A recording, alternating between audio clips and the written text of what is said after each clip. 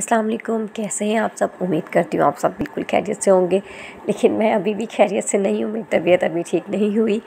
लेकिन व्लॉग का टाइम हो गया था तो वीडियो को भी शूट करना था। थोड़ी सी तबीयत बेहतर हुई तो मैंने सोचा मैं आपके साथ व्लॉग बिल्कुल ज़रूर शेयर करूँ। वेदर भी साथ चेंज हो रहा था तो बच्चों की कबर्ड को भी एडजस्ट करना था, इनको भी सेट करना था, तो मैंने सोचा ये भी आपसे मैं शेयर कर दूँगी। तो कुछ चटपटा खाने का दिल चाह रहा था तो व्लॉग मैंने नूडल्स से स्टार्ट किया था। ये कनौर के ब्लेज़र नूडल मैंने ट्राई किए थे। अगर आपका स्पाइसी चीज़ें खाने का दिल करता है तो एक परफेक्ट कम्बिनेशन है। तो मैंने फ़र्स्ट टाइम ट्राई करने थे क्योंकि मुझे इसका कोई आइडिया नहीं था कि इनका टेस्ट कैसा होगा। तो मैंने इनको 4 इक्वल पार्ट्स में डिवाइड कर लिया था और इसके टेस्ट मेकर को भी। तो थोड़ा सा मैंने स्पाइसेस में पानी में डाल के पहले से बॉईल करने तक पकाया था। उसके बाद मैंने बाकी के नूडल और टेस्ट मेकर ऐड कर दिया था। बहुत टेस्टी, बहुत स्पाइसी और मज़ेदार नूडल बने थे। तो खाने के बाद तबीयत फ़्रेश हो गई थी। वैसे मेरा गला ख़राब था लेकिन मुझे इसी चीज़ की ज़रूरत थी क्योंकि मेरा हमेशा स्पाइस खाने को ही दिल चाहता है। मीठी चीज़ें मैं कम ही खाती हूँ। तो ये एक परफेक्ट मैच था। बहुत ही बेस्ट नूडल बनाए हैं उन्होंने। तो यहाँ नूडल खाने के बाद ये सिला अपनी खाला के साथ नानू के घर चली गई थी और वहाँ जाके इसका एक फ़ेवरेट काम होता है कि ये प्लांट्स को पानी देती है। तो इनकी खाला ने ये वीडियो रिकॉर्ड की थी कि क्योंकि हम फर्स्ट पोर्शन पे रहते हैं तो हमारा छत नहीं है, तो ये प्लांट्स वगैरह हमने नहीं रखे हुए। तो इनकी नानों का ये बहुत ज़्यादा प्लांट्स का गार्डन बना हुआ है। तो वहाँ जाके ये सारे प्लांट्स को जब भी चाहे पानी ज़रूर देती है। घर आए थे तो ये इसके पापा शॉपिंग करके लाए थे। इसके स्कूल में मिलाद था तो थीम था वाइट ड्रेस और स्कार्फ़, क्योंकि पहले चीज़ें हमने नहीं ली हुई थी तो फिर वो अर्जेंट लेकर आए थे इसके लिए। तो यहाँ मैंने इसको रेडी करके स्कूल के लिए भेज दिया था और साथ में ये मिला था तो इसके हिसाब से मीठा भी बना के साथ दे दिया था कि न्याज़ है तो चलो बच्चे सब मिल के खाएँगे। उसके बाद ये स्कूल चली गई थी तो फिर मुझे ये कपड़ों का मैस जो था, वेदर चेंज हो रहा था, इन सबको सेट करना था क्योंकि सीज़न आउट हो रहा था। तो जो कपड़े इसके समर के थे वो सब मैं वॉश करके फ्रेगरेंस लगा के इनको सेपरेट करके रखती जा रही थी। आयरन नहीं कर रही थी क्योंकि मुझे आइडिया था कि अब इनको रखना ही है, इनको पहनना तो नहीं है। तो ये मैं सब इनकी समर की ड्रेसेस थे, कुछ निकाले फिर निकाले एंड पे सभी निकाले क्योंकि कोई भी विंटर का नहीं था। क्योंकि कुछ फुल स्लीव्स वाले अभी चल रहे थे क्योंकि प्रॉपर सर्दी नहीं आई। तो बच्चों के लिए तो अभी कम ही है, लेकिन बच्चों को फुल स्लीव्स बनाने हैं, डेंगू का सीज़न भी है तो ये मैंने एडजस्ट किए, इनको भी बाद में निकालना पड़ा। तो यहाँ ये सारे मैंने आयरन टेबल के ऊपर शिफ्ट किए क्योंकि इनके कपड़े कबर्ड जो इनकी है वो आयरन टेबल में बनी हुई है। तो यहाँ मैंने इनको सबको बैग में डाल दिया था। तो बैग से मैंने विंटर के सारे क्लॉथ्स निकाले और इनको फिर दोबारा से आयरन टेबल के ऊपर शिफ्ट किया। अब यहाँ से इन सारे कपड़ों में से सिला और बिना दोनों के जो करंट वेदर है, करंट सीज़न है, इसके कपड़े निकाल के सेपरेट करना था। तकरीबन मुझे 1 आवर लगा था इसको सेट करने में और मैं बहुत ज़्यादा थक गई थी।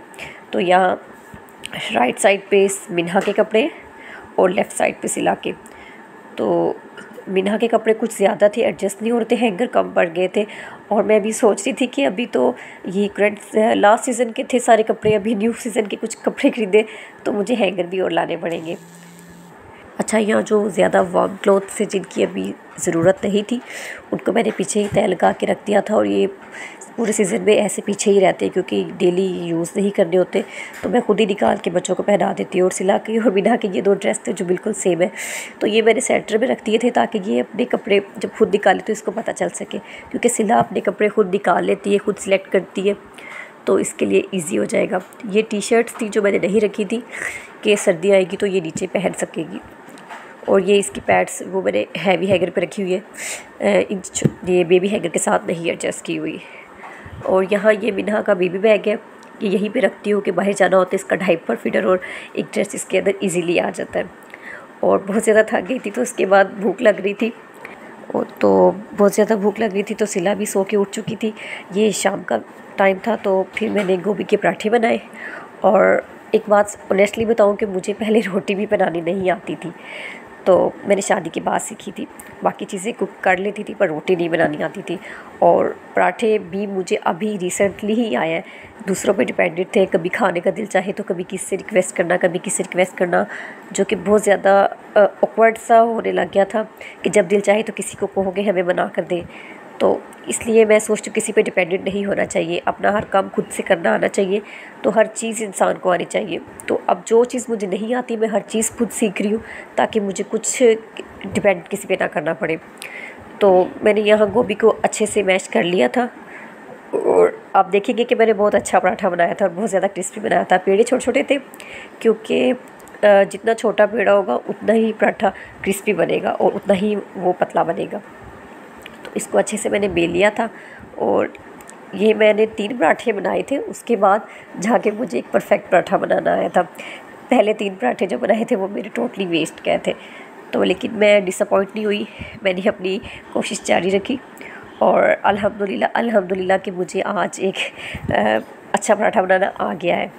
तो हस्बैंड को मेरे मूली के पराठे पसंद है, तो वो अभी तक मैंने ट्राई नहीं किए, लेकिन बाकी आलू के और गोभी के और कुछ और भी ऐड करना हो तो वो पराठे मैं अच्छे से और इजीली बना लेती हूँ। अच्छा, जब मुझे पराठा बनाना नहीं आता था तो मुझे ये बहुत ज़्यादा मुश्किल लगता था कि पता नहीं इसमें क्या होगा, कैसे बनता होगा। तो जब बनाना आ गया तो ये तो बहुत इजी लगने लग गया है। थोड़ी सी एफ़र्ट है, लेकिन कुछ करने के लिए कुछ खोना पड़ता है। तो यहाँ मुझे ज़रा स्पाइस चाहिए था, तो मैंने इसमें चाट मसाला भी छिड़क दिया था अपने वाले पराठे पे, और सिला कर मैंने ऐसे नॉर्मल ही बनाया था, क्योंकि वो बच्ची है वो ज़्यादा स्पाइस नहीं खाती। तो मेरा स्पाइसी खाने का दिल था, तो मैंने इसको ऐसे बनाया था।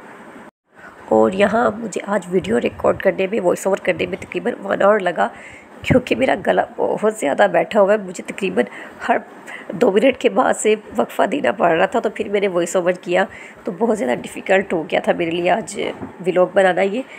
तो क्योंकि आप सुन रहे होंगे कि आज मेरी आवाज़ बिल्कुल भी कंफर्टेबल नहीं है, एक मज़ा नहीं आ रहा, फ्रेशनेस नहीं है। तो उम्मीद करती हूँ कि जल्द से जल्द ठीक हो जाऊँगी और फ्रेश वॉइस में आपके सामने आऊँ। बच्चे होते हैं ना, उनको मामा कभी भी ना बीमार नहीं अच्छी लगती।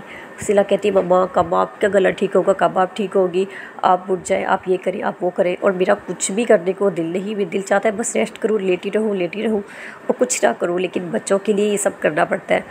तो लेकिन बच्चों के लिए उठ के कुछ ना कुछ हल्का फुल्का कर रही थी, ज़्यादा काम आजकल मैं नहीं कर रही, क्योंकि बहुत ज़्यादा तबीयत ख़राब थी।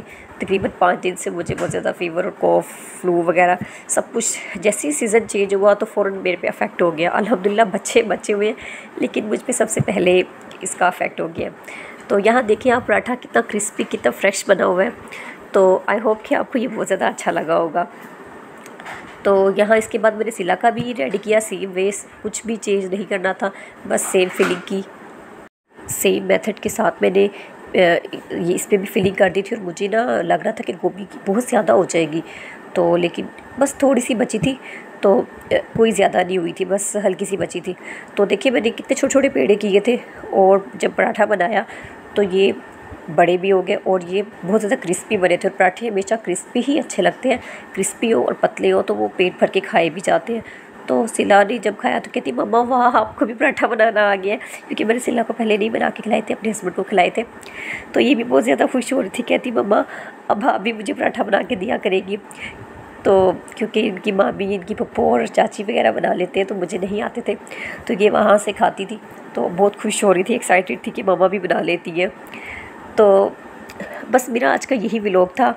उम्मीद करती हूँ आपको बहुत ज़्यादा पसंद आया होगा। आप सब मेरे लिए ज़रूर दुआ कीजिएगा कि मैं ठीक हो जाऊँ, और अपना बहुत सारा ख्याल रखिएगा, दुआओं में याद रखिएगा। और मेरी वीडियो को ज़रूर सबसे शेयर किया करें, लाइक सब्सक्राइब करना मत भूलिएगा। अपना बहुत सारा ख्याल रखिएगा, और मिलते हैं नेक्स्ट वीडियो में न्यू रेसिपीज़ और फ्रेश वॉइस के साथ। अल्लाह हाफिज़।